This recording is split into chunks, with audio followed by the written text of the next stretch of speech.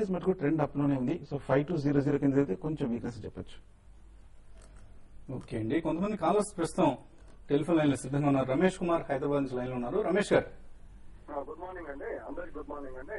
Good morning. Sir నేను KRBL 26 rupees లెక్క 10,000 shares కొన్నానండి. KRBL okay అండి, ఏ ప్రైస్ లో బై చేశారండి? 26 రూపీస్ అండి. 26 రూపీస్. ఓకే అండి. అవునండి, అది ఉంచుకోవచ్చా మన ఇప్పుడు 23 నడుస్తుంది, ఇప్పుడు డిస్పోజ్ చేస్తే ఉంచుకోవచ్చా అని. తర్వాత ఎస్వీజేఎన్ కూడా 24 లో కొనవచ్చా అని అడుగుతున్నానండి. ఎస్జేవిఎన్ ఏ కంపెనీ అండి? ఎస్వీజేఎన్ ఏదో ఉంది కదా. సదర్న్. ఓకే అండి, సట్లెజ్ జల్ విద్యుత్ నిగమ్ లిమిటెడ్.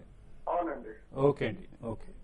కేఆర్బిఎల్ చూస్తే కనుక ఫండమెంటల్ గా కొంచెం స్ట్రాంగ్ కంపెనీ అండి. 23-24 రూపీస్ దగ్గర ట్రేడ్ అవుతుంది. లాస్ట్ 3 ఇయర్స్ చూస్తే కనుక డెఫినెట్ గా పెర్ఫార్మెన్స్ కూడా 2-3 టైమ్స్ నెట్ ప్రాఫిట్ పెరగడం జరిగింది. ఇక టెక్నికల్ గా చూస్తే కనుక లాస్ట్ ఈ కమోడిటీస్ ట్రేడింగ్ కంపెనీ ఒక 23-22 రూపీస్ దగ్గర కన్సాలిడేషన్ అవుతుంది. ప్రస్తుతానికి మీరు హోల్డ్ చేయండి. 22 కింద క్లోజ్ అవుతాయి మటుకు కొంచెం వీక్నెస్. అలాగే ఎస్వీజిఎల్ దగ్గర Sutlej Jal Nigam power project recent గా వచ్చిన కంపెనీ 23-24 రూపీస్ దగ్గర ట్రేడ్ అవుతుంది. ప్రాఫిటబిలిటీ మటుకు డెఫినెట్ గా స్ట్రాంగ్ గానే ఉందండి. అండ్ కాకపోతే పవర్ ప్రాజెక్టు అలాగే కొంచెం గెస్టేషన్ పీరియడ్ ఎక్కువగా ఉంటుంది. జనరల్ గా మొమెంటం తక్కువ ఉంటుంది, కొంచెం లాంగ్ టైం పట్టచ్చు. సో ఎస్వీజీఎల్ మటుకు ప్రస్తుతానికి కొంచెం లో లెవెల్ లో తీసుకుంటే బెటర్ అనిపిస్తుంది. సో ఇన్ఫాక్ట్ దీనికంటే కూడా యాక్షన్ ప్యాక్డ్ థ్రిల్లర్స్ కావాలంటే మాత్రం రిలయన్స్ పవర్ లాంటి స్టాక్స్ లో, అలాగే జేఎస్డబ్ల్యూ ఎనర్జీ లాంటి స్టాక్స్ లో, అటువంటి స్టాక్స్ లో మీరు ఎంటర్ కావడం బెటర్ అండి. అవాయిడ్ సట్లెజ్ జల్ విద్యుత్ నిగమ్. రాజు గుంటూరు నుంచి లైన్ ఉన్నారు. రాజు గారు good morning sir. Good morning. Good morning sir. Kutumbarao గారు, శేషి గారు. సార్ కుటుంబరావు గారు ఐఓబి తీసుకున్నాను సార్ 117 లో. సార్ ఇది చాలా బ్యాంక్ స్టాక్స్ అన్ని పెరుగుతా ఉన్నా కానీ ఇది పెద్ద పర్ఫార్మెన్స్ చేయట్లేదు. దీన్ని ఉంచుకోమంటారా, దీన్ని తీసేసి వేరే బ్యాంకింగ్ సెక్టర్ లోకి వెళ్ళమంటారా? అలాగే జిఎస్పిఎల్ గురించి కూడా చెప్పండి సార్.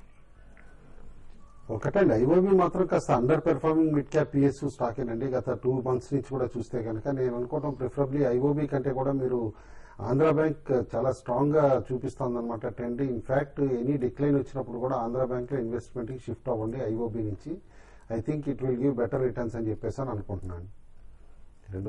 జిఎస్పిఎల్ మాత్రం డెఫినెట్లీ హోల్డ్ చేయండి. ఎందుకంటే పేరెంట్ కంపెనీ ఏదైతే ఉందో జిఎస్పిసి అనమాట, Gujarat state petronet corporation mega ఐపీఓకి వస్తున్నారు.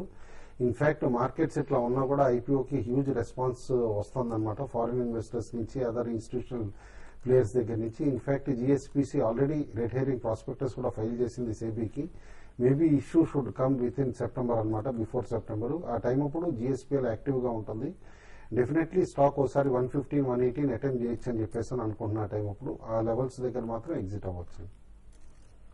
ఓకే అండి. సో ఆంధ్ర బ్యాంక్ బహుశా ఎంప్లాయీస్ కొంతమంది ఇందులో ఈ మధ్య హస్తలాఘవం ప్రదర్శిస్తాం, మనం గమనిస్తూ ఉన్నాం.